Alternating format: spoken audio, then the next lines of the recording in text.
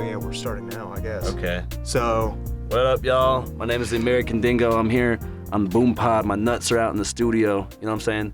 they're out. They're big, hot, and sweaty. They're out. Their nuts are out. But hey guys, what's up, Booners? Got American Dingo on the podcast. What up, y'all? My first ever, actually cool guest. Don't listen to that wow. Joseph guy. Damn. No shade to Joseph. I'm sure, Joseph, you are a nice guy, but you are not the Dingo. He's everything but the Dingo. Damn. He's much more, cause like with his episode, it's more like, you know, his was more like a laid back conversation about music. Yeah. I think yours is just gonna be like much funnier. Oh, well, that's what I strive for. That's my only goal in life is to make people laugh, and possibly shock people. I mean, honestly, when I was listening to your first episode, well, I guess not listening, watching, because I was watching it while I was eating lunch. I had to stop eating lunch because of how I was. I'm not lying to you in any way. I had tears rolling down my face watching that first episode. Dude, what got me was when ego. you pulled out the piss. Oh. When you pulled out the piss, that's what got me. Yeah. So how did you? I know because you said, from what it seems like, this American Dingo was something. Was there was like a previous incarnation? Yeah.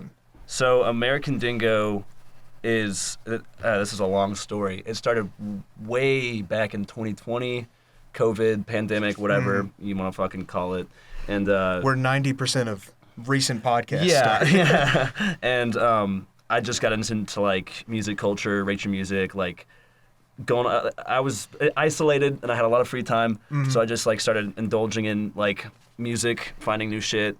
Finding new artists, finding new genres, getting into new shit. And so I saw there was just a huge like community of people who were pretty much entirely reserved to internet spaces. So like Twitter, Instagram, Reddit, 4chan, the Mew board on 4chan. Have you ever heard of the Mew board?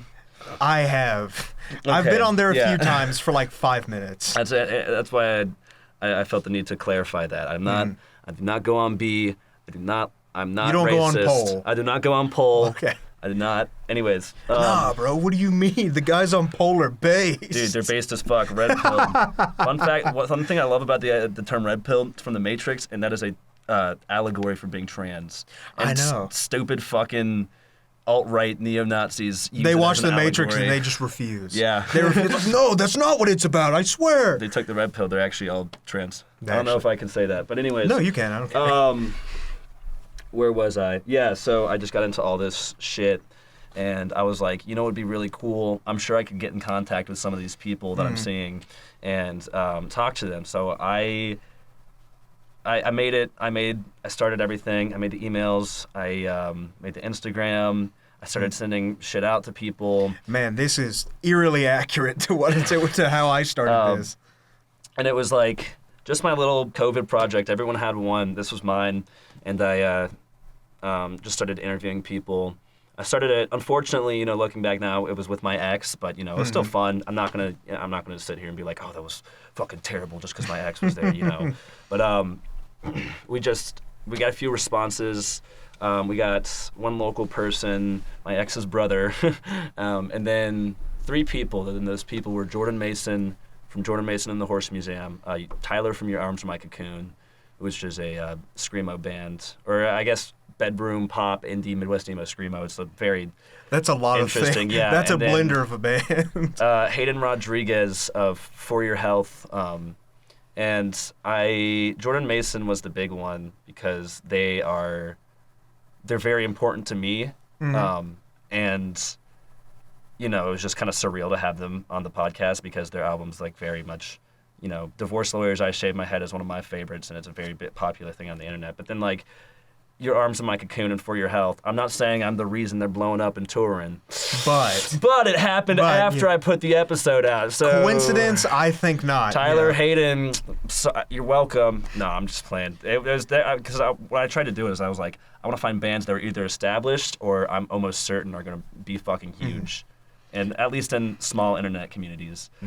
So I did that, and then I just got bored of it because the way I did it, it was like I was interviewing people for like a school newspaper. I mean, I'm 20. Was it for like a high school newspaper? That's or? what it felt like. You know, Oh, it was okay. just one of my passion projects. I had it on Spotify and everything, but it's like, it just felt so bland. It didn't feel like I was putting my whole personality into it. I felt like I was trying to be too civil, too much like of not myself. Mm-hmm. So I just got bored of it and just stopped. And then it died. I kept being like, oh, I'll come back. I'll interview more people. But then, you know, I started thinking about college. I move from New Jersey, which is where I was at the time. And then I get to school and just busy as fuck with school. And then I get the idea of wanting to start some creative project again that's not a band, because I knew I wanted to do a band, but I wanted to do something else. So my original idea was a record label in Boone, like a small indie record label, and I had everything laid out. I was like, here's some acts that aren't signed to anywhere, some independent acts. Here are CD distributors, cassette distributors, merch people, contracts, firms, you know, legal shit, you know, filing shit for an LLC, everything like that. Like you were extremely serious. I about had it this. very laid out, and then I was like, I just took a step back and I was like, damn, I can't afford this because it is a lot of money, you know, to do like any kind of run with CDs or cassettes or merch or even to buy an LLC or like buy the rights for an LLC or whatever. Or not LLC. What am I fucking saying? A record label? Something, whatever. Just Something. limited liability company. I'm right. Okay. Yeah, it is LLC. So I, you know, I took a step back, and I was like, maybe I should start smaller because eventually I do want to do a record label. That would be sick as shit. But I took a step back, and the record label name at first was Wild Dog Records. And Wild Dog is actually a Jordan Mason reference, who, you know, I talked about having on the show because they're very important to me as an artist. And then I was like, Wild Dogs is pretty generic, you know, and I was just like, my thought process was I still wanted to keep with that because I liked that idea of like a wild dog. And I was just trying to think of some, and it just felt fitting because the only wild dog in America is called the American Dingo or the Carolina dog, and they're only native to North Carolina, and I was born here. So I was like, you know what? Fuck it. That's what it's called. And then I was just like, I can't really remember where the idea came from. I think I literally was just watching Nardwuar interviews and like Adult Swim shows and shit like that, and I was like, it would be hilarious if Nardwuar was just like Unhinged. fucking psycho. Yeah, like he came in and like just the gifts he gave people. Like he already is kind of unhinged, but he's not like making people uncomfortable. Besides saying shit that they like don't know people know, but he's like a very calm, Yeah. unhinged. He's psychotic in a way where you're like, okay, well, you know, I can handle this. yeah. So, he's not like Eric Andre. Yeah, and so that was the idea, and like I was like, started writing shit. I was like, oh my god, and then I finally enacted my master plan. Reached out to Felspar, and wrote up some questions. And yeah, I really want to start fucking with people more now that I'm getting out there. But you know, where it stands now, that's kind of what the whole timeline of American Dingo is. The American Dingo lore. Exactly. How, okay. So I know you just said you were influenced by like Nardwuar and like Eric Andre and Adult Swim shows and stuff like that. What I'm trying to figure out is how far did you feel like you wanted to push it with Felspar?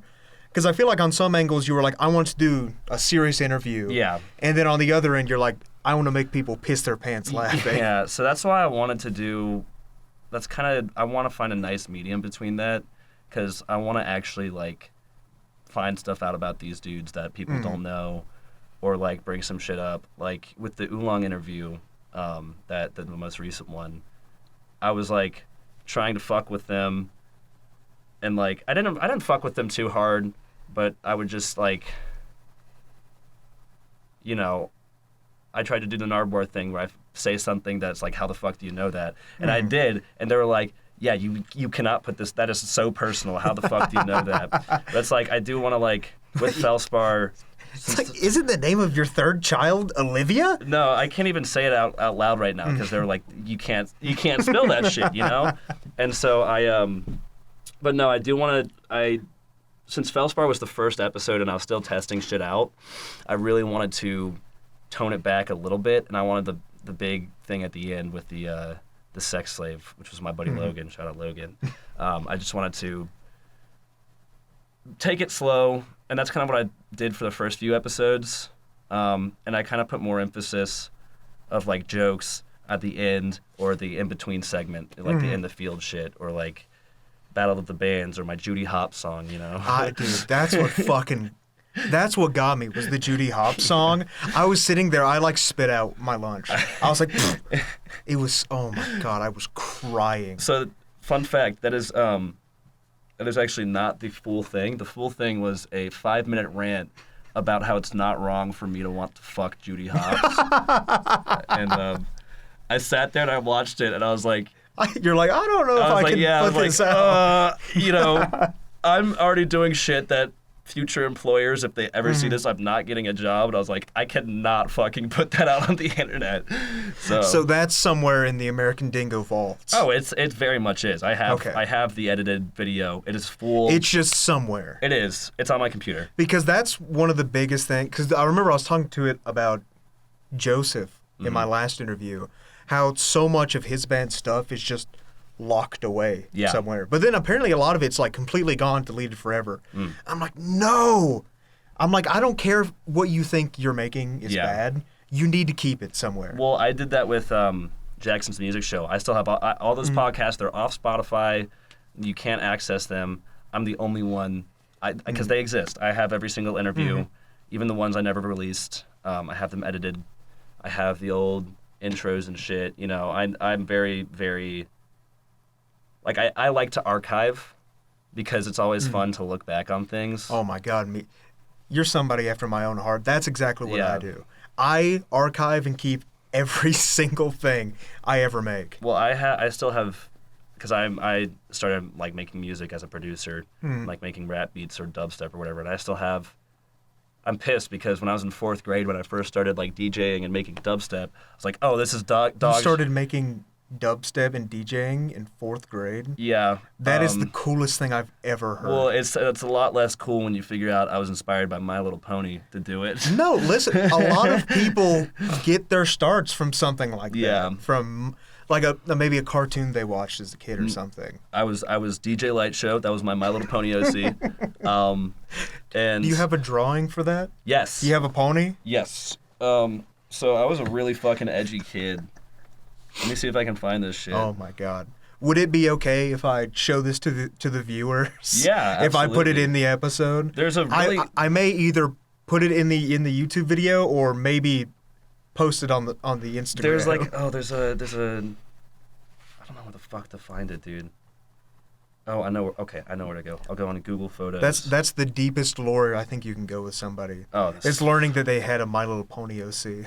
Yeah, but anyways, 4th grade is when I started producing, and I'd make dubstep, I'd make, DJ mixes. All of that's gone, which I'm pissed. Do you remember what you made it with?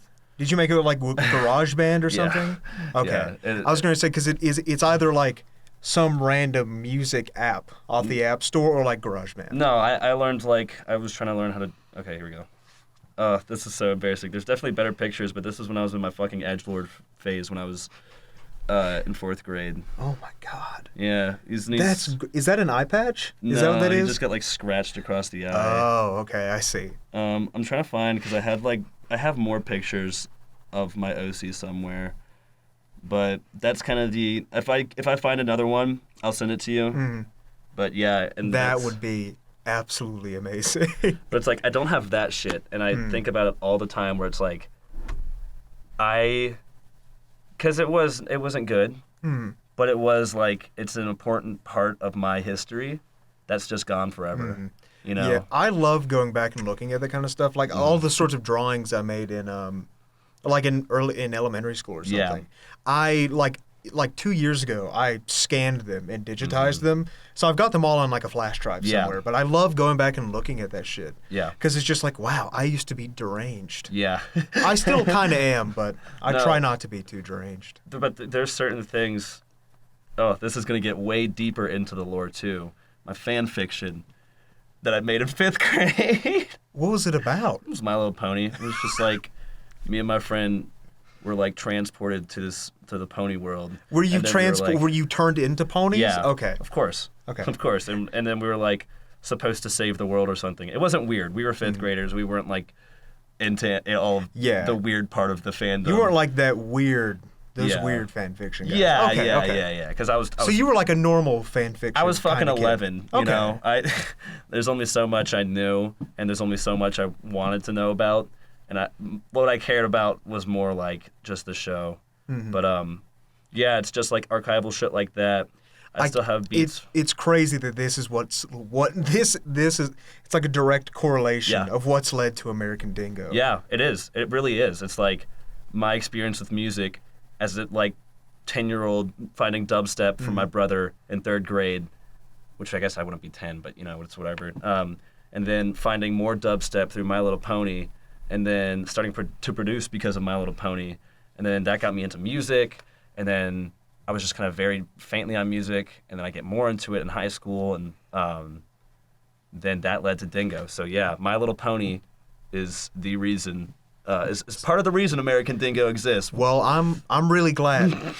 I'm really glad My Little Pony exists so that we could have American Dingo here today. Thank you so much. Because it is something that I think everybody needs to see. Yeah. Especially anybody that's like a Boone local. Absolutely. Go stream. Yeah, actually, go stream American Dingo right now. If you don't stream American Dingo, I'm gonna slam my nuts on your table and break it in half, and you're not gonna have a fucking table no more, buddy. You hear me? Your table's gonna be fucking done.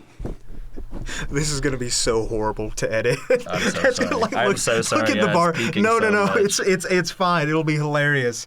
It's just, oh my god, I don't know how I'm gonna deal with that. I don't know why so much of my humor revolves around nuts, but because they're funny. Nuts are funny. Oh my god! For the viewers at home, it's a little keychain of nuts. I have nutsack keychain, and they're like realistic nuts too. They've got like veins and stretch marks on them too. My friend gave this to me because I would just like, I think nuts are funny as fuck. I don't know. I'm 20 years old, but I have the sense of humor of a fucking 8-year-old. No, that's the kind of people I want on my podcast. Well, here I am. But so speaking of nuts. Oh my god. In the first episode of it's the second episode of American Dingo with the piss jar. Yeah. We were talking about this before we started recording. Yes. I was under the assumption watching the episode, and I wanted to believe that it was actually your real piss. It was not, unfortunately. So explain to the viewers what was that? So I wanted to do a piss jar, but like I said with the Felspar episode, it was like I'm still feeling out the waters. I don't want these dudes who I've never met to think I'm a fucking weirdo and bringing them a jar of piss. You know, now that I've set the precedent, I probably will do something involving my actual piss at some point. Maybe it's your episode. Maybe it's the episode after. Maybe Listen, I would be honored for my episode to be the piss episode. We'll see. We'll see what's in the books. But anyways, no, it was not real piss, but I was like so committed to pulling out a piss jar and like making it actually seem like it was piss and trying to convince them that it was. And then after it'd be like, gotcha, it's not actually piss because I poured it on myself. I know, because you poured it on your shirt. And your shirt, like, did you just like dye the nipples or whatever? No, it was supposed to look like I was bleeding out my nipples. That's what it was supposed to be. But I just put food coloring over it. Okay, because I saw it, I'm like, what is that? What's on that shirt? But okay, so what was the piss? What was inside the piss? It was water, a little bit of mango burnett's, Mexican seasoning, yellow food coloring, apple juice, and some Texas Pete. Just so I could get the smell and get the cloudiness. Because you were describing it, and I was like, that's a lot more complicated than I think you'd need to get pissed. Well, because if you're trying to get the smell, then yeah, okay. Because it's like if I'm gonna pull this out, I'm going to tell them to take a whiff, and I want them to actually take a whiff, and they'll be like, oh, haha, that's not actually piss, and then they take a whiff, and like, oh, shit, that's actually piss. You should have added as a secret ingredient a little bit of real piss. Yeah, I thought about it. No, just I thought a about little it. bit. I was with my roommate at the time, and I was like, yo, what if I actually just like put a drop of piss in there? It was like, that would be really fucked because you're pouring that in yourself and taking a sip of it. I'm like, yeah, but it's just a little bit. And he was like, he convinced me not to. So I was like, okay. It's diluted. Yeah. See, I'm glad you wouldn't have asked me because I would have been like, yes. I would have been like, yes, absolutely, do it.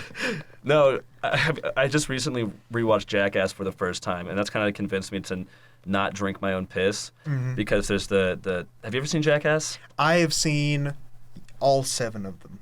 Oh, okay, yeah. Because I even went to go see the new one in theaters. I did too. It was amazing. So I had watched most of the Jackass movies over the years, like on Netflix and stuff.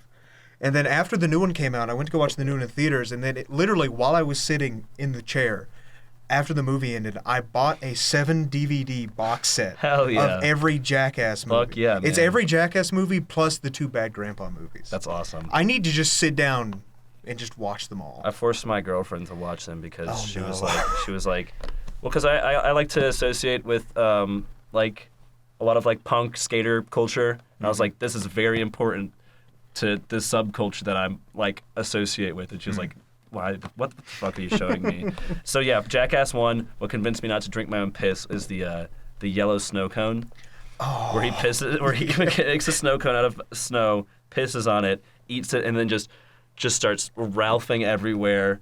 And then he's like walking around with his dick and balls and ass out, and then he gets fucking pushed. I know that has nothing to do with drinking your own piss, but seeing him fucking Ralph after drinking or eating his piss, I'm like, yeah, hell no. Maybe. If I got I'm underage. I can't say I get drunk. Yeah. Well, no one. Maybe if I got silly enough. Maybe if I had enough. If you were in a silly, goofy mood. Yeah. Maybe. If I had some of my silly juice, which whatever that means to you, which to me, a little bit of dodo juice. Yeah. Then maybe. Okay. Maybe you drink your own piss. Yeah, maybe. But probably not a lot of it. No, it'd be like a drop at most, but there is a scenario in the near future where I can see myself drinking my own piss. But right now, I don't think I will. So in the episode, I think one of the members of oh my god, I'm so sorry. Who was in this? Sloth. It was Sloth. I think one of the members of Sloth said it was warm. Yeah, I microwaved it. I nuked it. Yep. So did you just microwave it and then cover it in like blankets and then drive over there or something? Yeah, I covered it in I just drove. Like a minute before we left, I was going out the door with my camera and microphone, and I was like, fuck. And I put it in the microwave for like a minute to get really nice and warm, and just, went straight over. And then, so like by the time you got there, it would be like normal piss warm. Yeah, okay. Yeah. It was like it was like hot coffee warm to piss warm. Okay. That makes me even happier knowing it was warm. Yeah. I do. I think in the background you hear one of them say like, "Oh, I think it's tea," or something. I think just in the background like, "Oh, it's tea," and then he's like, "No, it's not." Yeah, that was Jack. Jack was the one who sniffed it. Shout out Jack. Shout out the Weasels. Shout out Sloth. Shout out Troutabout. Jack's not in Troutabout, but shout out Troutabout. Shout out everyone. Shout out everyone. Shout out every single App State student. Except for who am I gonna diss? Except for Jake Skate. Of Troutabout and Sloth. Okay. Jake Skate doesn't know who Ian MacKay. Fuck you, Dan. Sorry. Jake Skate doesn't know who Ian MacKay is, and he claims to be a punk. And he's got I don't know. He likes Playboy Cardi. Just kidding. I love you, Jake. Now, I don't know who that is either. Ian, what was his name? Ian MacKay. I don't know who that is. Really? Who is that? He is one of the most important people in punk music. That's probably why I don't know him. Okay. Because I'm not very I'm not super into punk culture. Okay. You can probably tell by the way I'm dressed, I mean, I don't know. I've been to some shows where there's some motherfuckers who look exactly like you, dressed exactly how you're dressed, and they fucking clock me in the face in that pit, dude. I don't know. I've never been super into punk culture. I have a few friends that are super into it. I'm just not. My music taste is too all over the place. Yeah. It's everywhere. But it's like I'm not into punk culture, but I like talking to people that are. Yeah. Because I think it's really cool. I think it is a really cool culture. I just don't know if I could get into it. Well, I think more so my taste is less punk and more just all over the place like you. But I definitely do have a soft spot for punk, specifically like hardcore, power violence. This isn't punk, this is metal, but like gore grind and like emo violence, scrams, whatever the fuck. You know, that's kind of more what I like. Beat down, all that shit. But for the most part, I do try and listen to it because, like I said, when I was in high school during COVID, I just tried to indulge in as much music as I could get my grubby little hands on, you know? And so... I mean, what else are you supposed to do in COVID? Yeah, exactly, you know? I mean, like, for like 5 months, literally all I did was play video games. Yeah. That's all I did. Yeah, for me, it was Warzone and Rate Your Music. That's all I did. But see, for me, it was Fortnite. Okay. It was Fortnite and whatever else. Yeah. But nah, and then I do associate, like, culturally, like in a subculture sense with, like, hardcore punk, you know, that sort of subculture. That's kind of more my vibe. Like, I prefer to go to punk shows. I don't really like not punk shows where I can't beat the shit out of random strangers, you know. Go into the mosh pit. Oh, yeah. Oh, yeah. Cool. I remember when I went to go see Felspar and Sloth for the first time, when they were doing their show at Legends, the lady who came on stage to introduce them, she's like, "Hey guys, welcome to the fucking concert. Remember, no moshing or you will be kicked out." And I remember there was one guy visibly in the background that was like 6'5", and he was obviously he was like, "God damn it!" And he just like stood in the back the whole time, like. I mean, I would so too, dude. Funny. I don't like venues like that because, you know, I get why they do it, and I get moshing is technically not safe. You know, it's definitely not safe for those. But it's fun. But it's a lot of fun, and it's like just kind of what happens at a hardcore show. You know, especially, I guess Sloth is more emo than hardcore, but Felspar definitely they're metalcore. Oh yeah, so they're in that sort of realm, and it's like we're trying to, a lot of my friends, shout out Jork Crew, is trying to bring it like a lot of culture, that punk culture to Boone, so like that type of moshing is more acceptable and more widely like understood, because there is a lot of shit that's like, as there's more punk culture and bands coming into Boone, that it's like, you gotta fucking know this shit. I'm sorry, I'm cussing a lot. No, you're good.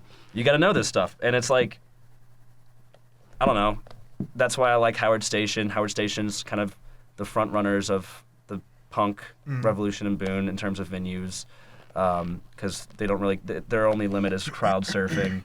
But like I was there, and for my show actually with Troutabout, and then it was Troutabout, Stomped Out, Rake Fire, and Felspar, and it's like I'm getting fucking kicked in the face. I'm punching I'm decking motherfuckers. I mean, they're all a lot of them are my friends, but some of them are random ass strangers that I'm just like beating the shit out of, but they're beating the shit out of me back, so it's okay. And it's like, that's when it's socially acceptable. That's when it's socially acceptable. And it's like, I'm glad that it's becoming more acceptable because it's a lot of fun. I do think that shit's really cool. I just don't think I could do it. Oh yeah, I mean, it's not for everybody. I'm too much of a little baby to go into a mosh pit. I couldn't. I would like if there was a mosh pit at a concert, I'd have to be like, all right, I'm good. See, that's the limit for me. Yeah. But I do think it's really cool that people are into that. Yeah. Because it is really cool seeing. Because I don't know, at least to me, someone coming up here into Boone who didn't know anything about the local bands up until like maybe 2 months ago. Yeah. Right. You go into it. I see Sloth and Felspar, and they're honestly like, at least to me. Maybe not to the entire community, but at least to me, they were like the gateway. Because like, oh, here's the massive punk scene in Boone. Yeah. And I think it's really, really cool that Boone has a cool scene like that. Yeah, it is. It's really, I mean, they used to have one way back when with, are you familiar with Basilica? I am not. So Basilica is a, I don't know exactly what to call them. I'm just going to call them I'm going to call them not gore grind. I'm going to call them grindcore. They were a very heavy band from Boone. They're one of the more popular Boone bands to come out of Boone, and they kind of, as that band fizzled out and they all got real jobs. I mean, no offense to them. That sounds like a jab because they. I talked about that in my first episode. It's not like that's kind of just what happens. But they got real jobs. But as they were like fading away, is when Felspar, who they're most of their members are getting older in terms of being in college, so they've been around to see that happen. They start making music, and they start playing shows, and then they start getting an actual audience, and people are really liking them. And you know, when I first came to Boone, or I knew I wanted to do hardcore. You know, I'm not saying Felspar directly inspired me, but the fact that they could draw audiences really did inspire me. You know, this isn't Dingo at all. This is just Trout About and other projects. But I've had several projects come and go, start up and die. But you know, a lot of people have had that happen too. But there still is a big revolution of like, oh, punk revolution now. Shout out punk revolution now. He's an infamous. Rate Your Music. I don't even think he's a fucking troll. I think he's just annoying, but I like him. He's really funny. He's really funny. He's funny and annoying in a good way. Yeah. But anyways, I do like the music scene right now. That's why, that's one reason I did do American Dingo, because it's like I do want to highlight this punk culture that's invading Boone. You know, I love the way you describe it, too. Yeah. It's not like, oh, there's a cool punk scene coming to Boone. They're invading. Yeah. Well, because I'm part of a crew, and it's, when I say crew, that makes me sound like a little corny, but it's like, it is a crew of guys who go to hardcore shows across the state, and a lot of the guys are connected to Boone, so they've been coming to Boone more and more, and bringing more of that with them, and like exposing more people to this culture. I think that's cool as shit. I mean, that's one of the reasons, because the whole reason I created this podcast is that because it's not just the punk scene, it's I'm completely open to having any kind of artist on the podcast. I remember somebody did ask me, it's like, would you have a YouTuber on? And that one's a maybe. You're like you're like the exception, because you're a lot more a lot more integrated into the punk scene. You do more than just that, and also I think the stuff you make is really extraordinarily funny. Thank you so much. It is. That's one of the reasons why I wanted to have you on, and I think you're just cool as fuck. Thank you. But like the whole reason I made this podcast is because I want to talk to these people. Yeah. Because it's like I just like talking to these people. Yeah. It's like I said.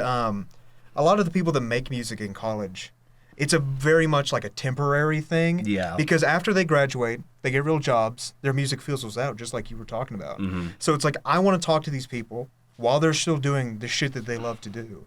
Well, yeah. And then just highlight them and like, here, guys, listen, look at this cool shit I found. It's all about cultivating a culture, because it's like, I want to do the shit that I'm doing for the rest of my life. Mm-hmm. You know, college is more just like, if my creative endeavors don't take off, which I'm going to try my fucking hardest to make them, then I'm just going to go do fuck all for the rest of my life. But I still am, like, never going to let this die. You know, Dingo, music, making music, whatever. Mm-hmm. It's like, but the only way you can have something like Dingo, or something like a band like Felspar, or any band, or any creative project in general, you need to have a culture that is helping that and helping promote, and not just promote, but encouraging more creativity and encouraging others, you know, and that's why, you know, I really like this podcast, and it's like, that's what it's really all about, is just creating that culture, you know, and that's a lot of the reason why I did want to start Dingo too, is just to like connect people and get people out there, let people know what's up, and also just like make people laugh, but you know, it is still about trying to like cultivate that culture, you know. I mean, that's cool as shit. That's a really great spirit to have, because that's one of the things that I think makes Boone special, is because, at least compared to like other college campuses I've visited or whatever, Boone, and especially App State, has a very certain energy about it, especially once you dive an inch deep into any of the music scene. Yeah. Doesn't matter, not even just the punk scene, but any of the music scenes. Yeah. Although I will say, punk is probably the largest one on campus, because that's one of the things that surprised me when I was trying to get deeper into the music scene up here, is that like, I just thought it'd be like, oh, there's a couple of, you know, bumfucks making like picking on their banjos and stuff, making country music. But then I looked deeper into it. I'm like 99% of the bands in Boone are punk. Did you actually think that like Boone was majority bluegrass? Yeah, that's what I thought. Really? I mean, I'm not hating on bluegrass because I love unironic. bluegrass. My friends think I'm weird for it. I unironically really enjoy bluegrass.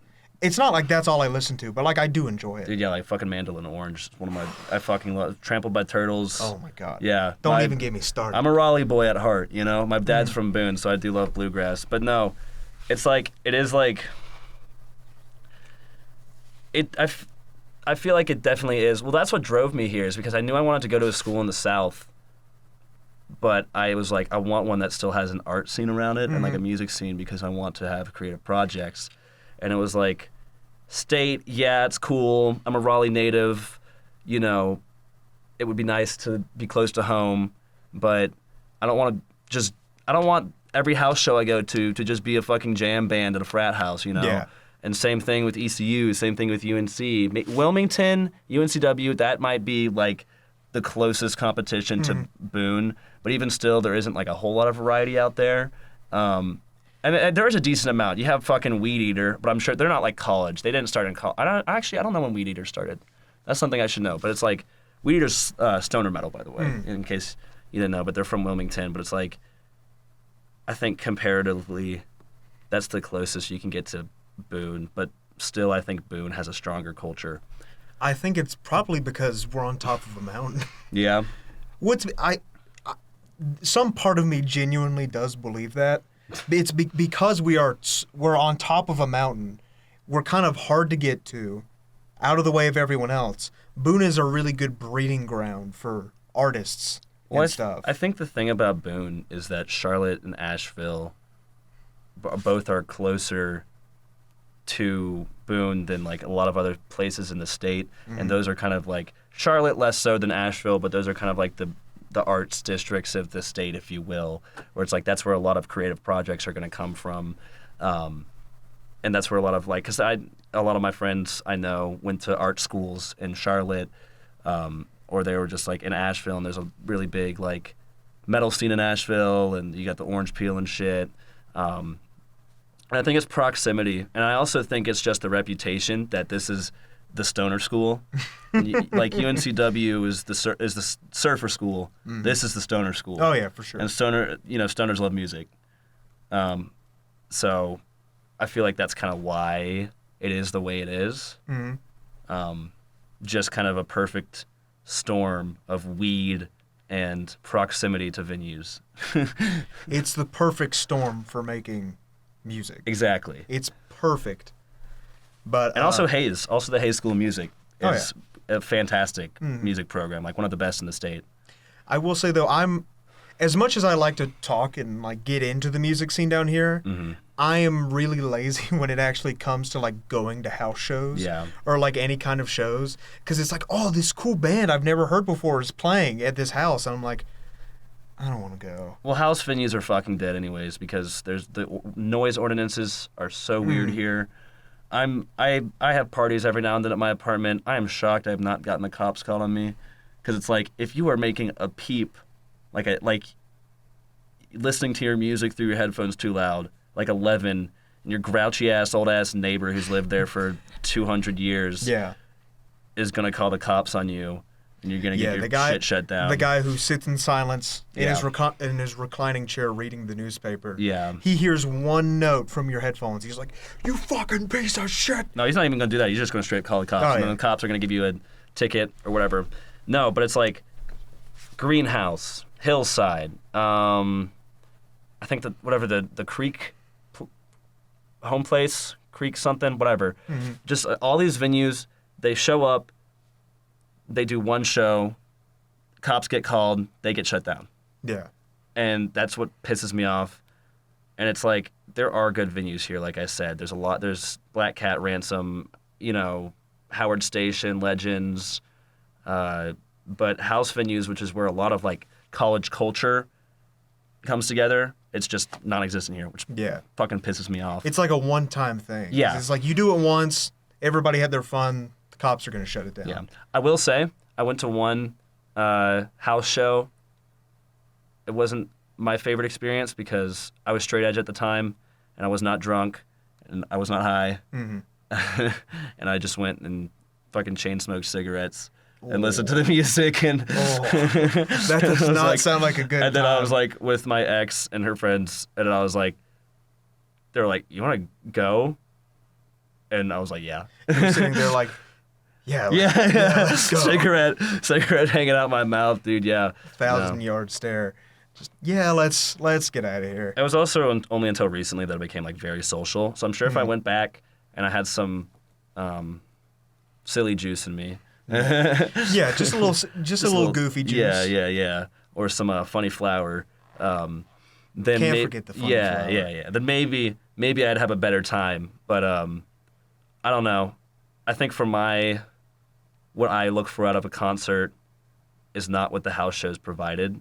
So like, and because there's a lot of punk culture now, a lot of people had the same mindset, but I still do wish house venues existed here because they would be great for punk shows. And not only that, but like I said, having some silly juice and hanging out with friends and meeting new people, So sounds like a great time. Yeah, I think I was just a miserable fuck freshman year. That's what I feel like a lot of people are. Though. Yeah. Because especially you're coming onto campus. Yeah. Maybe you're far away from your parents. Maybe you're not. But you come onto campus around 1,000 new kinds of people you've never met before. Yeah. Because I know at least my family doesn't live that far from Boone. Literally just down the mountain. I'm from Hudson. Okay. Hudson, Lenore area. That's basically where I'm from.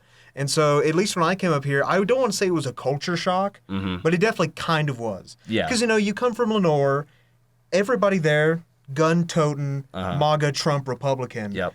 I didn't like it. Yeah. So then I come up here, and there's people that are, like, actually cool.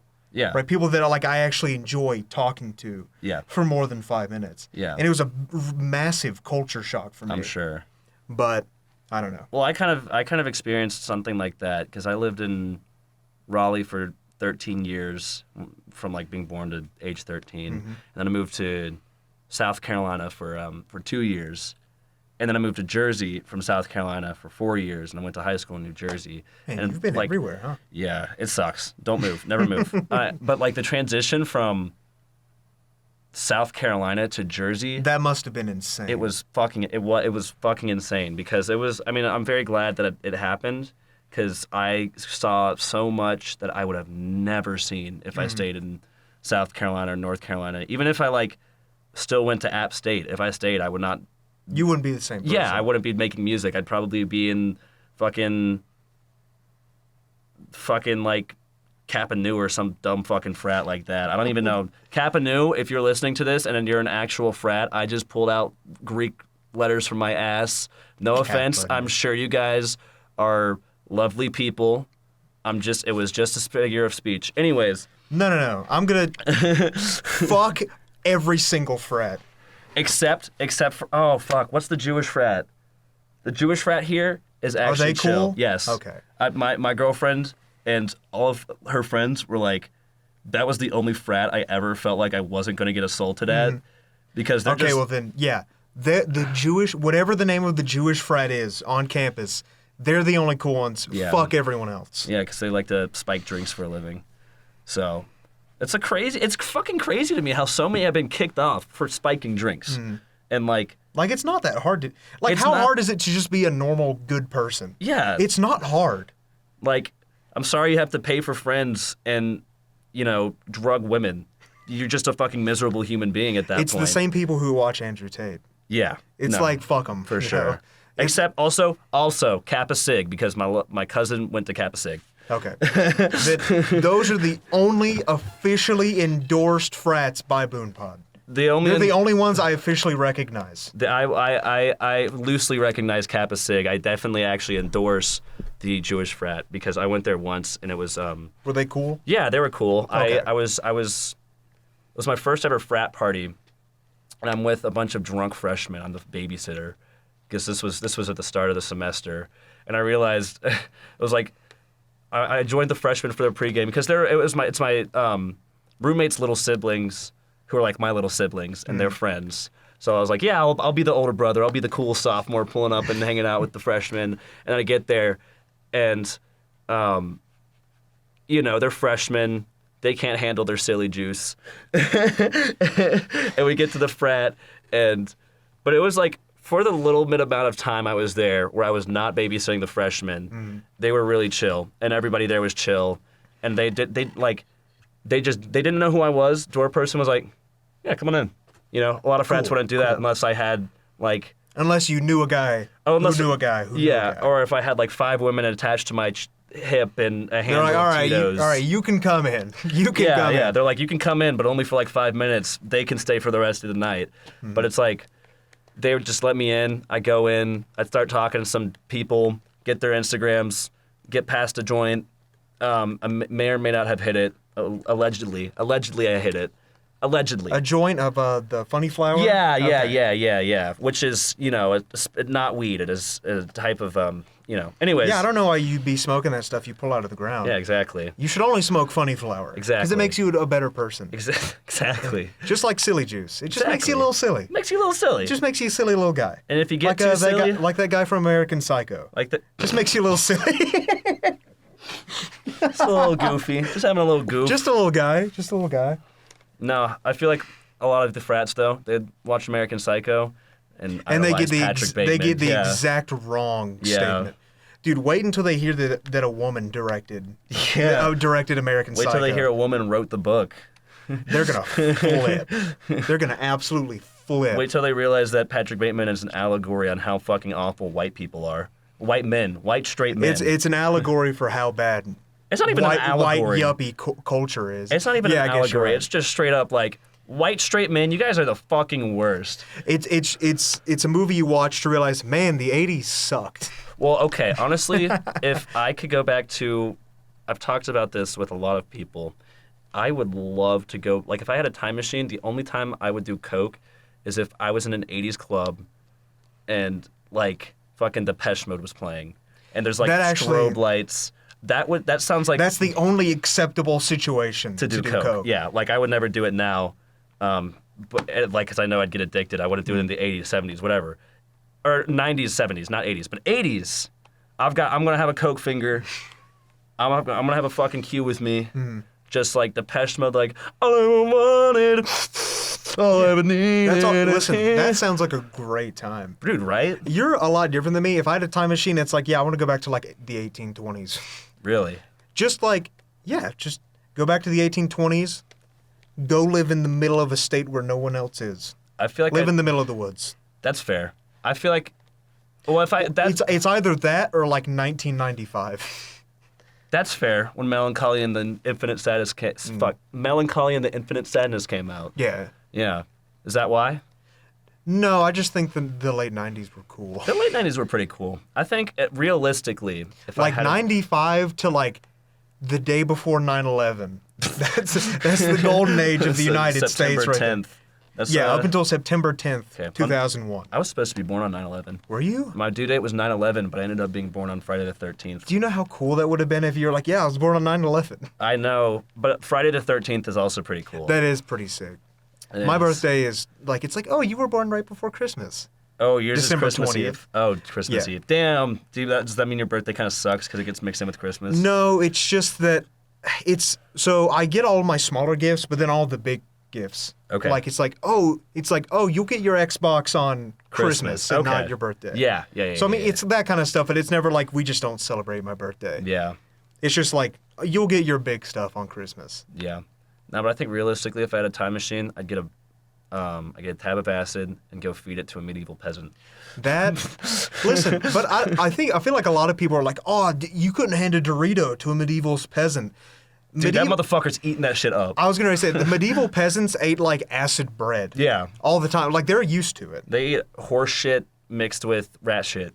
So what you need to do is go back in time and go to a medieval person and inject them with some sort of chemical that makes them like...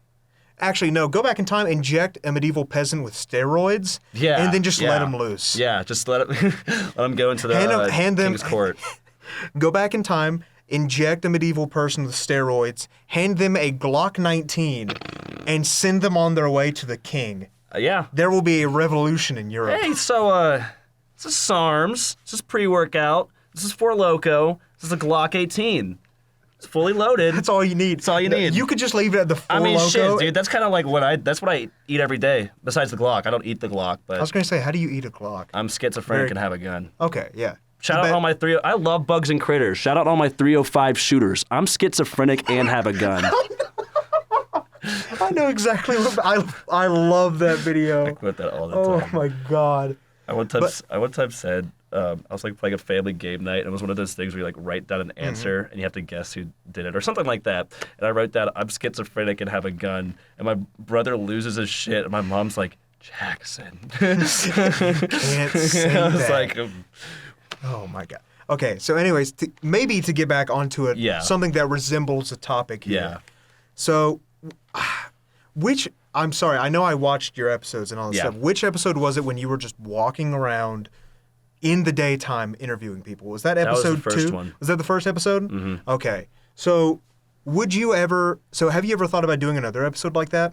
Yeah. Where you just walk around and just interview people? Because that was the in-between segment. So that was actually something I did in high school for my school news. Mm-hmm. It was called In the Field. And you just walked around and interviewed I went around people? and fucked with people, like in my school, like asked them nonsense questions. Because the interview is where I'm actually trying to learn something about the band, or like educate people on, or like put some information out there on the band so that their fans can like understand shit once they blow up, or for their friends, you know? It's just like one of those things. It's just like creating the culture, like I said. But the in-between segments, like I want to try and have it be like a cultivating the culture thing, but at the same time, I just want to fuck around. Yeah, but at the same time, it's like insightful conversation or funny haha. Yeah. The funny haha wins every time. Yeah, it's like I could ask them a serious question, or I could ask, what artist do you think most likely has a piss kink, which is what I asked. So. What did people say about that? Someone said Jay-Z, which I... Did anyone say Drake? No I would have said Drake. I think someone might have. So I know Fred Durst and Jay-Z were the two I remember. Mm-hmm. And I think someone said Steve Lacy.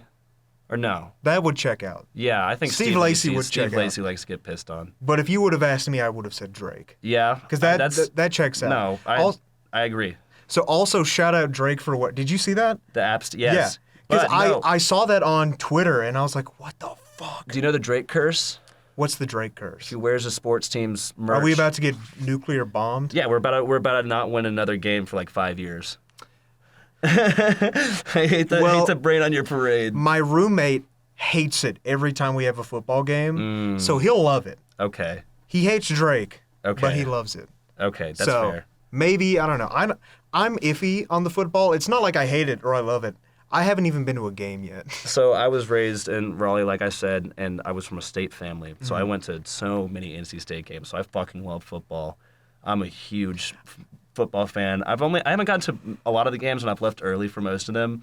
But every Sunday, I'm watching the Panthers. Watch every Saturday after the state or App State game. If I'm not too belligerent off of silly juice.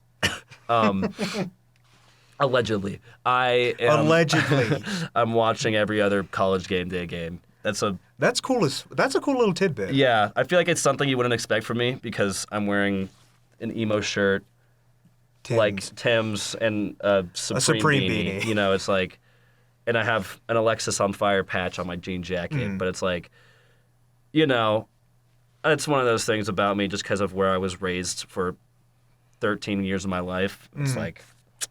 Yeah. I've always wanted... It's not like I don't enjoy watching football. I just don't understand the intricacies of the game. Yeah. Like every other dude in my family does. Yeah. Because like every Thanksgiving, I will, I'll watch the football game. Because I actually do like watching football. It's just, I haven't watched it because, I'm not with my family constantly. Like everybody in my family watches football every Sunday. I don't, mainly because my apartment doesn't have cable. But, I think what it was for me was getting into it. It was just I would go to the games and I would watch them and I would just be cheering on the team, which, when I was younger was NC State and the Carolina Panthers. Now it's still NC State and the Carolina Panthers, but App State is above NC State. But that's a different state. That's beside That's the point. a whole different thing. They're playing them in 2025. Both my brothers go to state, and they're going to fucking wash them. That is my prediction, plugging it in and now. Anyways, but it was like just watching the games, I'd see something happen. I would be like, okay, he completed a pass. He dropped a pass. He's in this formation. This is this penalty. And then if I didn't understand something, I'd lean over to my dad, who's been watching. He'd be like, yeah, what was yeah. that? I was like, what was that? He'd be like, oh, that was this. And since I've been like going to so many games since I was like 7, you just pick up on that shit. And then after a while of being so into like one team, you can just watch it and get really excited about specific parts, or you watch something that like will somehow affect your team indirectly or directly. Like playoff positions and shit. Did you ever play? So, okay, this is going to open up a whole You're can about of to tell me worms. your like broken rib story. Broken neck. Whoa, I was close. Yeah. So, I played flag football in elementary school. I was a fucking stud. I played pickup. I played pickup with my brother, or not my brothers. My brothers did not like football. I was the only one who liked football. In my friends in high school and middle school, I played football with them all the time. And I wanted to try out for the middle school team, but I just didn't. And then I get to high school, and I figure out my neck's broken. And then the football tryouts came out. Wait, and how long was it before you knew that 2 years. I had a broken neck for 2 years. I'll go into that story after I tell this. I was going to say, how do you... Okay, yeah, But so we'll get to it.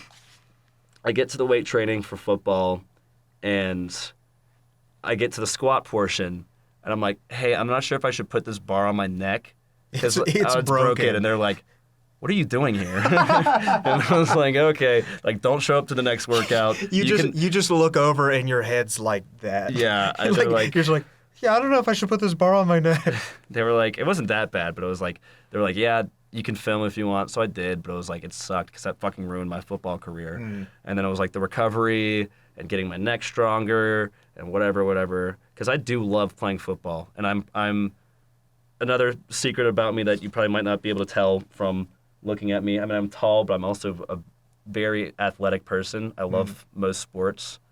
I'm not great at most of them, except for football was the one I was pretty good at, but, I broke my neck. So anyways, broken neck story. So it was 8th grade, and I just wake up, and I'm like, damn, my neck hurts. I don't know what happened. I don't know. It just hurts. And I tell my mom, and I'm like, yo, Mom, my neck hurts. And she's like, oh, it's posture from hunching over and playing video games and looking down at your phone. It's the most mom answer. Yeah, but I mean, honestly, it was like my daily routine in middle school was, wake up, go to class, come home, play Black Ops 3 for like 6 hours, not do my homework, jerk off, go to sleep, the normal average 8th grader. A normal 8th grader experience. And so then, it just kind of progressively got worse. I noticed like it'd be harder to go to sleep. I couldn't be comfortable in class, and like I'd always have to support my neck, and just random shit. I'm sorry for interrupting you, but you're telling all I could imagine when you were telling me that it kept getting worse was that your head just kept sinking further into your chest. Well, I mean, low key, because I started hunching over more because it was like. Did it hurt to like hold your neck up? Yeah, okay. It hurt to look up. It hurt to look to the sides, and sometimes like you just heard my neck pop there. Like, hold on. I hope everybody can hear that. Oh, that's juicy. Yeah, I can't do it. My neck's pretty fucked, but Can it's you not as imagine fucked. you broke it live on the pod. Ugh, Jesus, don't want to go through that again. But no, it's like I can do this now. I have a much better range of motion. It's not like painful. It's more of like just like a stretch. It's very tight back there still, but it's not like what it was. But anyways, yeah, it just progressively got worse. And then I was like, Mom, something's wrong with my neck. And she was like, it's posture, but like you can bring it up to your doctor. Bring it up to my doctor. What does the doctor tell me? And he's like, holy shit. Nope. What? He tells me it's posture. And no x-rays or anything? No, he didn't order an x-ray. I was like, yeah, I'm like low-key losing sleep. And he's like, no, it's just posture. Just stand up straight. I'm like, whatever. It's like my mom and the doctor told me this, but then it was just like it never went away. I'd practice standing up straight. I would like practice my posture. I'd check myself. I'd try and like play less video games. Just wouldn't go away. Nothing worked. And I kept telling doctors whenever I go for visits, 5 doctors, I was like, hey, my neck hurts. It was posture. You kids these days, everyone comes in with bad posture. just. And it's like, I wouldn't be surprised if one of them is like, oh, it's because you're on your phone. yeah, no, they did. They said that. Many of them said that. Physical therapists, a chiropractor, which in retrospect, that chiropractor is kind of disgusting because I have bone fragments in me, but that's a different story. Most That's not a different story. Most chiropractors are a sham anyway. Yeah, So. but it was like so many people just told me it was posture for 2 years as my neck progressively got worse, as I would slouch even more, as, you know, I couldn't do activities that I used to love to do, as I'd wake up like crying because it hurt so much. And it's like one day after 2 years, I'm finally like, we had this ropes course in my high school, which was pretty fucking cool. And I was climbing up, and then I just get this awful pain in my neck. And I am like, bring me down. They bring me down. And I'm like, I have to go to the nurse. And I did. I called my mom. I'm like, get me a fucking x-ray. Like, I didn't say that, obviously, but I was like, I need an x-ray. My mom picks me up, and she's like griping. She's like, Jackson, so everybody's told you it's posture. You just need to stop looking down at your phone. And we get to urgent care. And they take me in, get an x-ray. And I remember the exact conversation I was having with my mom. It was like, I was like, what if it is broken and I need surgery? I've never had surgery before. And she was like, Jackson, it's not broken. You're not going to need surgery. And after she says that, doctor comes in and is like, so we found something interesting. I'll see if I can find pictures of it. But yeah, your son's neck has been broken for the past 2 years. Yep, I broke the tips of 3 of my vertebrae. Oh. And walked around with it for 2 years. And here's something I did in those 2 years. I'm looking at my mom's Facebook for a picture of my neck because she posted the x-ray. I backpacked 83 miles with a 40-pound backpack in the New Mexico wilderness for 2 weeks. With a broken neck. And the entire time I'd be like, guys, my neck hurts. Can you take some weight off? And they'd be like, shut up, pussy. And then I told them, oh, my neck's broken. They're like, I'm so They turn around, your entire head is sideways. They're like, I'm guys, so my neck hurts. fucking sorry. But Your story is much more interesting than my broken bone story. But it's not too dissimilar. Because I've only ever broken one bone, or I don't know if your wrist counts. Oh my, and it was like that for 2 years? 2 years. Jesus. You can put that up, possibly. But if you want to send me that, that'd be great. I will definitely put that up. I want to see if I can find the MRI, because the MRI shows all 3. This one just shows the one at the top's clear. That one's less clear, and then you can't even see the third one. I can't believe it. It was like that for 2 years. And Jesus. I got told by 5 different doctors that it was. It was because of your posture. Yeah, and that shit's out now, and it healed up. My neck's a little tight. Jesus. But. Yeah, what I was saying was your broken bone story is like 9 times more interesting than mine. So I've only ever broken one bone, or whatever a wrist count has, because I broke my right wrist in 5th grade. Okay. And the only reason why it is so significant to me is because when I broke it, it was the first time I ever said a swear word. That's how I said my first swear word. So it happened the same way. Well, I don't know. I was playing football. Yeah. I was playing football in recess with like 5 other guys. We were playing football. Just like a 3v3, and so I was trying to get to the end goal or whatever. The end zone. I was trying to get to the end zone, and I was carrying the football, and this fucking dickhead fucking tackled me from the side, and I slammed down, and my wrist lands exactly like that on the ground. And I remember sitting there holding my wrist like this, like, oh. Yeah. And I was just sitting there in pain, and I couldn't say anything. And then eventually I was like, oh my fucking God, this hurts. It was the first time I ever said a swear word, and they were all like, what did he just said a swear. So I go there, I get out of school, and I go talk to my gym teacher. I'm like, my wrist really hurts. And she puts some ice on it. It's like, you probably just sprained it. Right? So I go home, and I tell my mom, Mom, my wrist really hurts. And she's like, okay, well, we'll wait until the morning and see if it feels any better. And she put some ice on it. I remember laying there in bed, and my wrist was like in debilitating pain. Yeah. I couldn't move it hurt so bad I couldn't move my arm. So I was laying there, and I woke up the next morning. I'm like, Mom, I literally can't move my arm. It hurts so bad. So I go to the doctor, and lo and behold, my wrist, I think it was this bone here. It had shattered.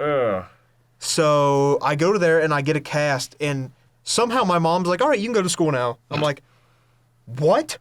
So I literally, in the morning, I go get my cast, and then like 2 hours later, I'm at school. Yeah.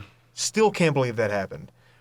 And then I remember everybody was like, Mason, what happened? And I pointed at the kid who tackled me. I'm like, he did it. He's the reason why. And he was like, okay. But then, so it was healed up in I don't remember how long it took to heal. Like, I think it was like 2 months or something. Yeah. I just remember every time I had to take a shower, I had to put a garbage bag on my arm to take a shower. And it was, to this day, even after it's healed, this wrist is significantly more stiff. Yeah. It's much harder for me to move this wrist than it is this one. Well, whenever it rains, too, you can feel it. Oh, yeah, I can definitely. Because I know the whole old people thing. Yeah. Or, like, anybody who's broken a bone, especially, like, a knee, I think. Mm-hmm. It's like you can feel it. Yes, when it rains, I can feel it in my wrist. So it's a very weird sensation. I have broken several bones. I can't wait to hear your 9 more broken bone stories. My right pinky 3 times. As you can see, it's a little crooked. How did you break your pinky 3 times? One time I smacked it against a pole. One time I was pushed by my brother, and I landed on it. And then maybe it was just 2. No, I definitely. It was in one time I stuck it really close to an angle grinder. You know. No, I definitely. Maybe it was just 2. I broke this arm once in 7th grade during track. I tripped on a hurdle and planted my arm out in front of me. And then I want to say freshman year of high school, I was playing football, similar to you. And we were playing full contact, no pads, as, teenage boys do. And were you shirts or skins? Oh, we didn't do that because we were in New Jersey and it was like November, so it was fucking freezing. Okay. And we did kickoffs, and I'm receiving the kickoff, and my friend who's on my team comes up and just hit sticks my wrist, and it swells up double the size. And you were like, well. Yeah, I was like, yep, got to make another call. So I go call my mom, take me to urgent She's care. Like, again. Yeah, no, I'm sure they knew me by fucking name at that point. And I get there, my wrist is swelled up to twice the size of this one, like my left wrist. And they're like, oh, it's a really bad sprain, no need for an x-ray. The fuck? What? Yeah, like this was before the neck. It's like, you guys know me. This was before the neck. Oh, this was before the neck. Okay. Can you imagine? You come in with a broken wrist, and they're like, it's just your posture. Yeah. It's just your posture. It's fine. Your posture. Quit holding your phone. No. I would not be surprised if I broke my wrist, my mom would say that, I think. I'm trying to think. Oh, and snowboarding. I broke it snowboarding. So I broke this one 3 times. I broke this leg once, or this ankle once. And that one fucking sucked. Not because it hurt a lot, and being in a boot fucking sucked, but the way it happened is I was playing basketball on one court, and do you know the term breaking ankles? Yeah. I got crossed up. That didn't break my ankle. That didn't break my ankle. But I got so embarrassed, I left and went to another court with my friends, and we were playing. And then it happened again. And then, no. And then I go up for a rebound, roll my ankle. My friend who also went up for the rebound comes down and steps on it. But because of what happened earlier, when I come back with a cast around my leg, all I hear for the rest of the fucking year before I move is, Alex broke your ankles! Alex broke your ankles! And like, I'd be on the bus, I'd be like, shit-talking some kid. Shut the fuck I'd be like shit-talking some kid, and then someone would just chime in and say that, and then the entire bus erupts in laughter, and I just have to sit down and just hold my head down and put in my headphones and wait to get home. God. That one was the worst, I think, just because of that. And then I pulled my hamstring running track. Yeah, it sounds like you're a lot more injured than I. Yeah, well, that's because I was like.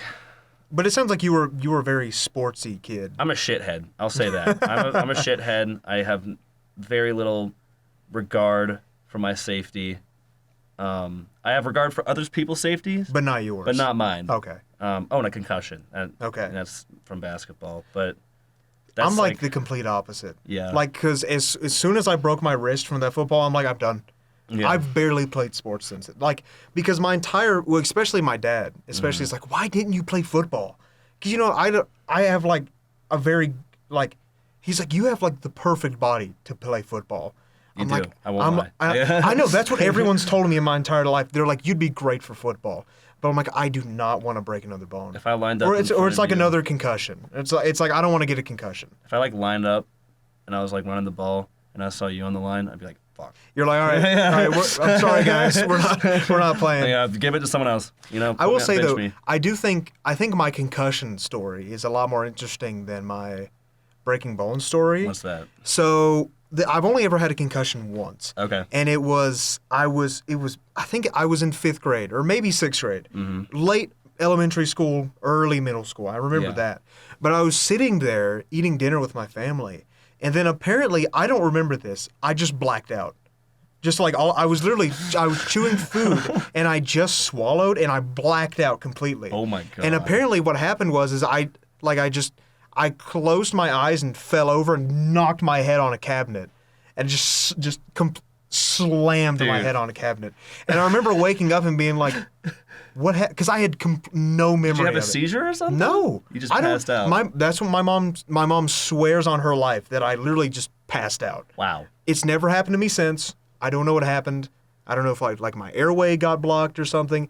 I have completely zero memory of it. Wow. But I just fell over and slammed my head on a cabinet, and I woke up and my mom was like, yeah, you have a concussion. Yeah. And I was like, can I go lay down? And she's like, absolutely not. No, you cannot go lay down. So I'm like, okay. So I remember just sitting there at the kitchen table on my laptop, I distinctly remember watching the Gangnam Style video when it happened. I distinctly remember. Just got a concussion. You know what would go so hard right now? Gangnam Style. I just remember sitting there watching it, and I think eventually my mom was like after like a few hours, my mom was like, all right, you can go lay down. Yeah. I never went to the doctor for it, so I don't know if that like broke my brain stem or whatever, but I think I'm fine now. Yeah, concussions are pretty easily treatable. They're like harder to spot than a lot of other things just because it is like a brain injury. Mm-hmm. But it's like, as long as you're not vomiting and randomly as long as you're not consistently randomly passing out or like vomiting or like you can't like walk anywhere. It's like if you're irritated by lights and loud noises, you probably have a concussion, you know, and it's just like avoid lights and loud noises. Mm. My concussion, I didn't think it was that bad, but I missed like almost a month of school. Oh. It was like... How'd you get that one? I was on an AAU basketball team, and I was dog shit, I can't lie. But we were doing some drills, and this one drill was coach tosses a ball up, and it's not like a jump ball. We start at the baseline, and we have to run and get the ball. And we both, like, run, I grab it, I turn around, this, like, 6'7" dude, like 3 years older than me, just slams into me and then clocks me. And I black out for a second, and I'm on the ground. I get up, I'm, like, holding my head. They're like, yeah, go sit down for a second. And I go and sit down, have some water, and then I was like, Coach, let me run that again.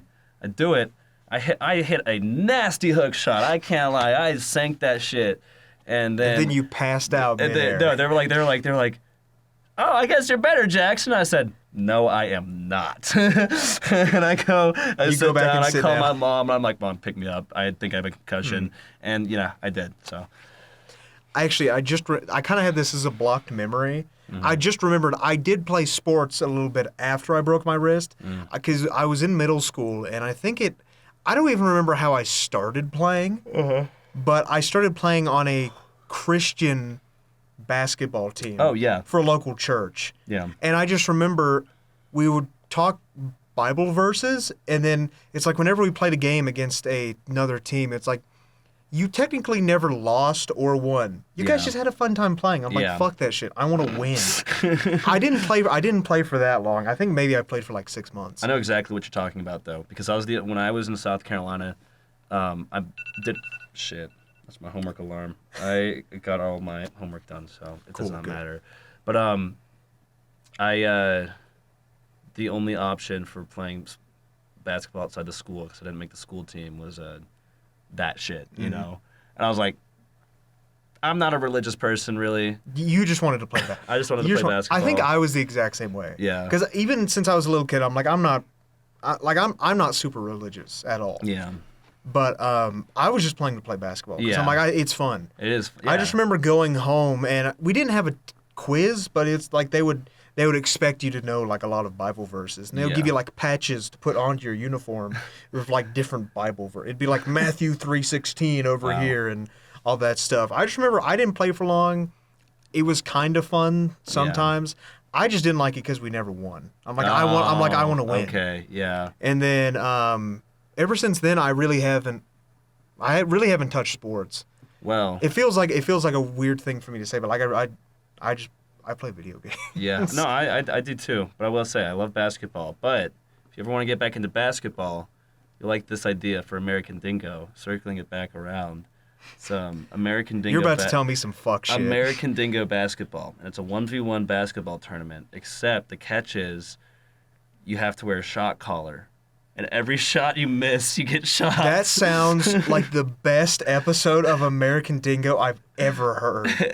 That's why I want to do it for like an in-between segment. Or I don't know. I want to start branching out and doing like more shit. Like I want to do something. Just have the interview being completely normal. Maybe crack a joke here and there. But then the in-between segment is like this absolute fuck shit. Yeah. That would be the funniest thing ever. Well, I just thought I was like, I need to get the shot collars, and I need to get people who are willing to play basketball the shot collars on, and I'm going to make it happen. Or you could also do that with, like, dodgeball. Yeah. A shot collar dodgeball. Every time you miss, you get shocked. That would be a lot more shocks, though. And I feel like basketball, like a 1v1 tournament, it's like, and then the winner gets, like expired milk, which is what I gave my recent guest. Stay tuned for that, where I drink it and then vomit. I think I mentioned that earlier. You did, and I was like, I don't remember that on an episode. That's the episode that hasn't come out yet. That's episode 4 with my boy, the Dantichrist, Follow in Your Backyard. But no, like give the winner of whatever just something stupid.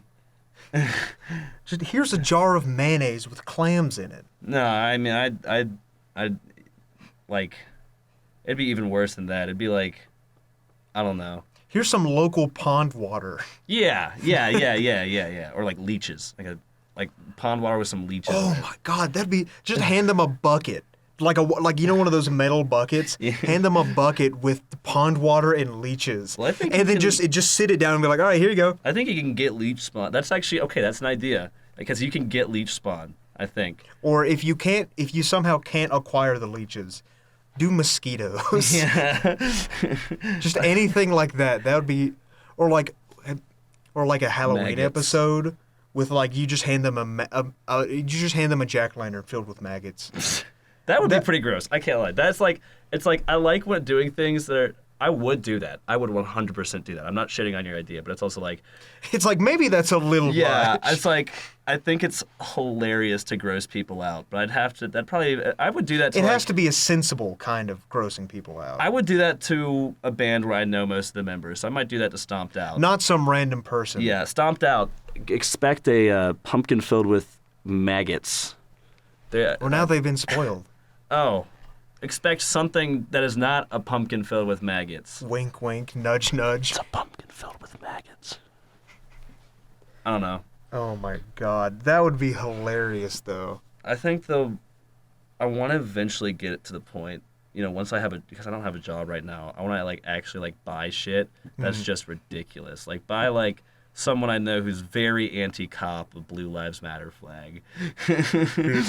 So I have a story about something like that. Okay. So me and my roommate, every single time we go to the Walmart in Boone up here, there's a wall for fallen cops. Yeah.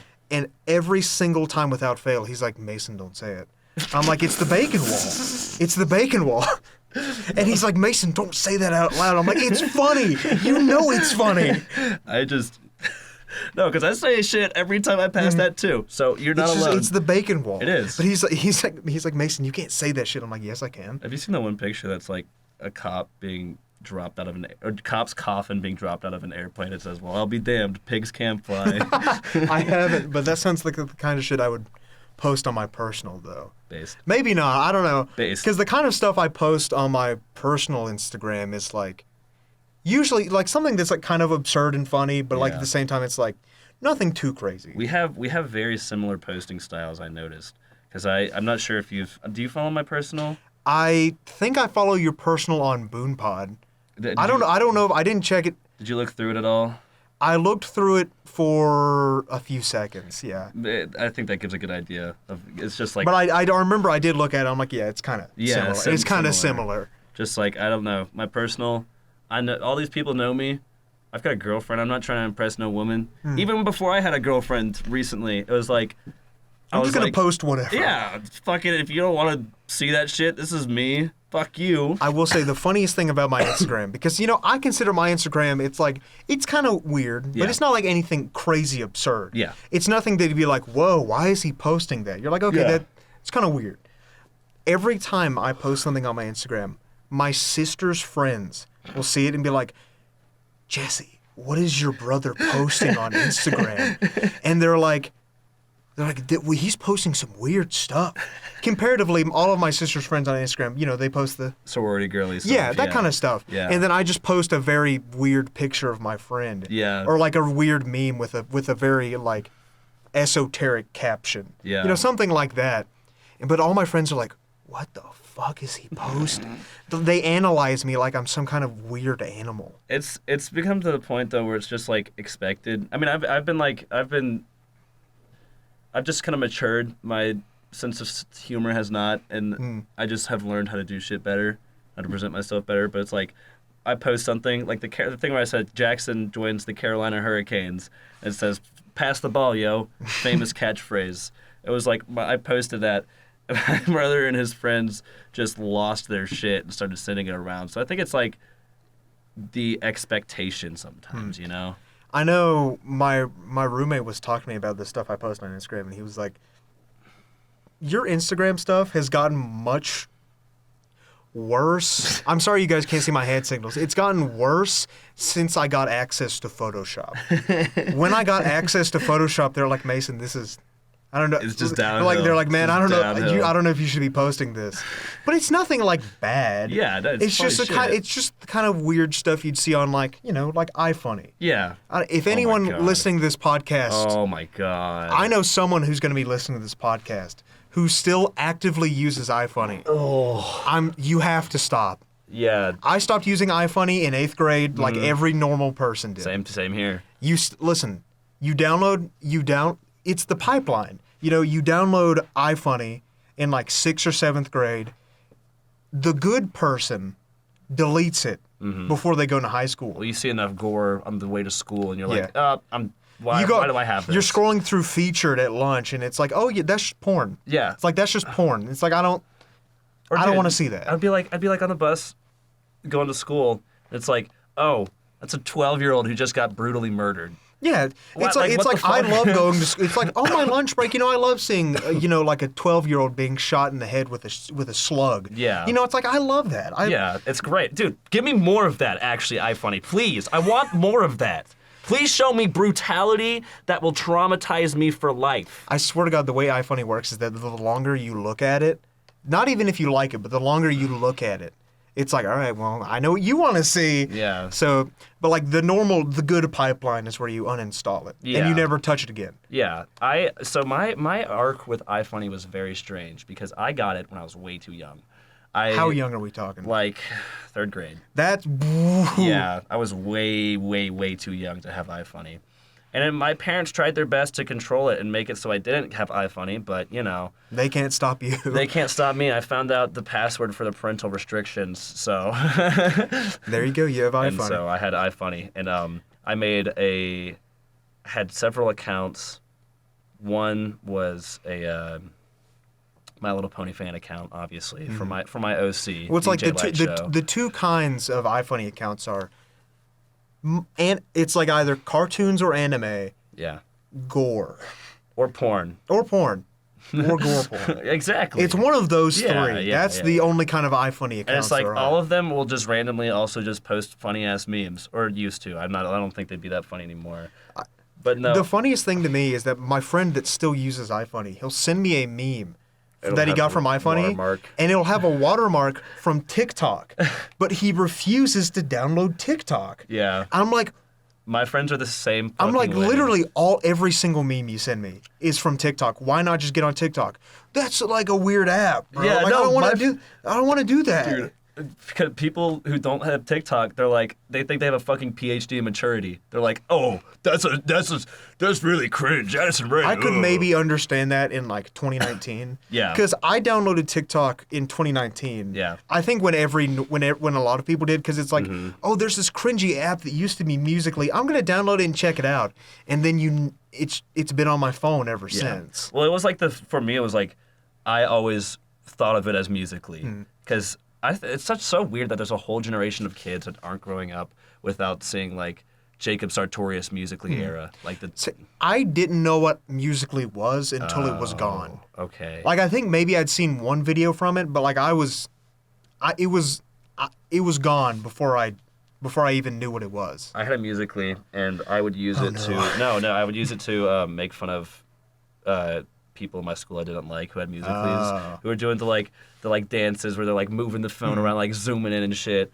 Like I would just go and duet them, and then I'd be like, I don't know. It was 8th grade. This was like the Filthy Frank, iDubbbz era, and I'd just be like, drink bleach. And it was completely anonymous, and I feel terrible about it right now because I'm sure I made someone feel terrible about themselves. But at the same time, that's it's based. It's based. It's kind of like I look back at the person I was in 8th grade, freshman year of high school. I'm like, why did you do that? I think every leftist, or not leftist, I don't know why I said leftist. I think everyone with sorry, that's just a catch-all term I use for someone who has left-leaning views. Every fucking liberal that listens. Yeah. Anybody who is like has left-leaning views or is gay or, like not a conservative. They start off on the iFunny, pipeline. Max Mofo pipeline. Yeah. And then eventually 5 years later they're gay. Yeah. That's how it's like you start off on iFunny, iDubbbz, Filthy Frank, Max Mofo. 5 years later you're voting for Joe Biden. Yeah. With a gay pride flag on. That's the pipeline. It was like I would watch SJW Owned. I would watch Ben Shapiro videos. You're bringing up memories in me that I don't want to remember. And I'd be like, because I was the exact same way. I used to watch those like SJW Owned videos, and I was like, yes. Yeah. And then I start thinking about it. I'm like, that's kind of fucked up. Yeah, I would watch like Ben Shapiro videos and I'd be like, this dude's a fucking loser. Like he's just. And then you look at him now and it's like, yeah, he's still a fucking loser. Yeah, and it's like.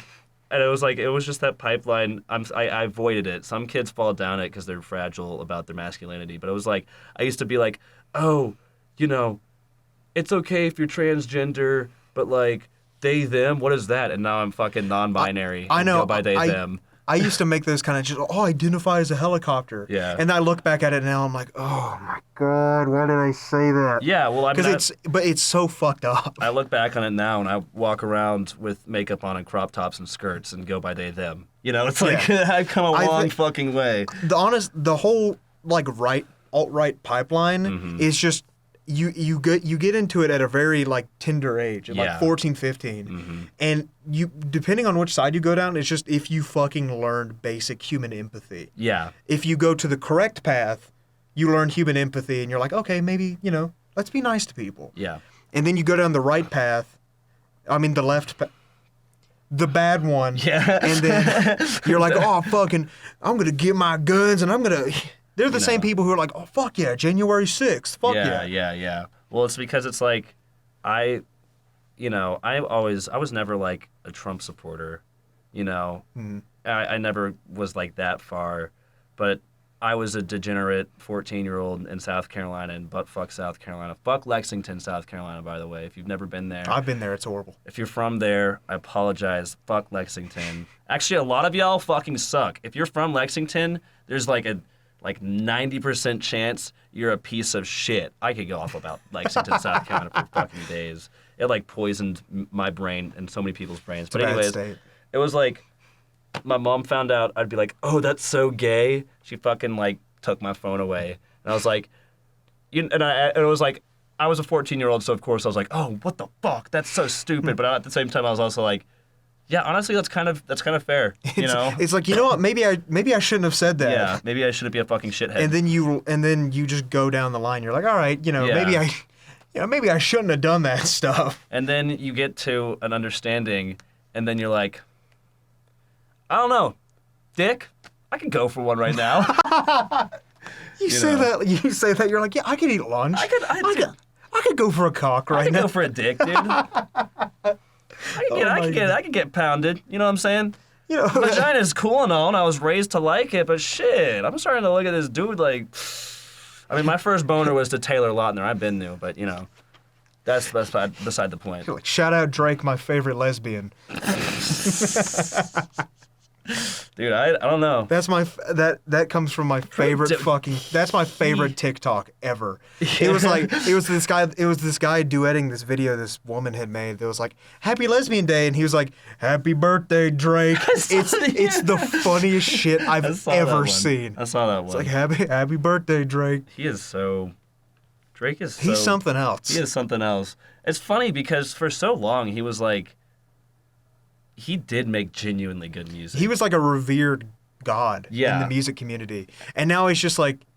Now he makes fucking... He made Scorpion, and then it was just downhill. Like, some people are like, oh, more life, views, that's when it was downhill. But Scorpion for me is when I was like... I was also getting into, like, alternative music. Mm-hmm. But I was like 16 and heard Scorpion. I was like, this is ass. And then my friends were also like, this is ass. What was the name of his newest album? Certified Lover Boy. Was it what is it, that one, or what was the one? He has like a drip down logo. Oh, honestly, never mind. Yes, that one. All my friends hate that one. I like 2 songs off of that album. I couldn't tell you their names, but I remember liking 2 of them, and then all the other ones I'm like, yeah, I don't. This is so not I'm good. a huge dancehall and house fan. Mm-hmm. That album's a slap in the fucking face, dude. The entire house movement, starting from the '80s. To now. And then Drake's like, let me get in there. Let me make this terrible. Let me make this horrible. I know this genre that was created out of this place of passion and evolving technology that created a safe space for gay people and people of color in low-income neighborhoods. And I'm going to take a huge poopy dump over it because I want to feel a little girly. And then he's like, you know what? This album's going to be sprinkled with diarrhea doo-doo feces. Exactly. It's horrible. And nothing wrong with being a little girly on an album. One of my favorite albums of 2020 was Chloe X Haley, Ungodly Hour, mm-hmm. which I guess they're women, but like, I'm trying to think. Or like Prince, Mm-hmm. But Drake just did it in a way that felt forceful. Like, oh, you're trying to be this like soft boy, but you're dog shit at writing. You're dog shit at choosing beats. No offense to the producers, but like, damn. Yeah. I'm sorry. I could go out for days because when that came out, everyone was like, "Oh yeah, it's bad, but it's like, sometimes it can be kind of good dance music." And I was like, "You want to know fucking good dance music if it smacks you like goddamn here's my fucking manifesto on this subject." Well, my girlfriend has had to be subjected to my rant about. Not my rant, my history lesson on how house evolved into French house. So I'm very passionate about this. I wish we could keep talking, but we're kind of running out of time here. This will be my longest podcast by far and away at an hour and a half. Honestly, if we had more time, I would go for 2 hours. Even though in the first episode I'm like, I would never do 2 hours. If it's a cool guest, I would. But if we are running out of time here, so what I'm going to do here is, shout out whoever you want, and, tell the people listening, where can they find you? What do you want them to see? Oh, let me pull up my socials. Hey, attention, booners. Oh, my. Shout out American Dingo at American Dingo Music Show. I will put I'll put all of the American Dingo links in the description. American Dingo Music Show on Instagram, American Dingo Music Show on YouTube, on Twitter. I forgot what my handle is. My Twitter handle is _American Dingo. Shout out Troutabout. Shout out Sloth. Shout out Felspar. Shout out the Boone Scene. Shout out Jake Skate. Shout out Dantichrist. Shout out In Your Backyard. Shout out Dork Crew. Shout out Big Time Tommy. Shout out Nat. Shout out Jughead. Shout out Angel. Shout out. That's a nice one. Shout out my mom. Shout out my dad. Shout out my brothers. Shout out BoonePod. Shout out Drake before 2016. My favorite shout lesbian. Out Ian, shout out my favorite lesbian. Shout out my Little Pony OC. Shout out Living Tombstone for introducing me to Five Nights at Freddy's and also making some banger tracks in My Little Pony. And before I go, I have a gift for you. Oh my God. I can't believe I'm being honored with a guest not only such a great guest on this podcast. I have the honor of getting a gift from the American Dingo. Let's see. They're digging through their backpack. I'm so excited. It may just be a jar of leeches. Oh? Oh, that's dead. Anyways, I present to you a dead disposable vape. Okay. And a A piece of rock. granite. Oh. Thank you so much for the Of course. gift. And with that, do you want to send them out? Tune in next time. I'm gonna have BoonePod on the American Dingo Music Show. Join us for that. Until next time, Boone. Stay real. Watch the American Dingo. And put your nuts away. And with that, I'll talk to you later, Booners. I hope you have a great night.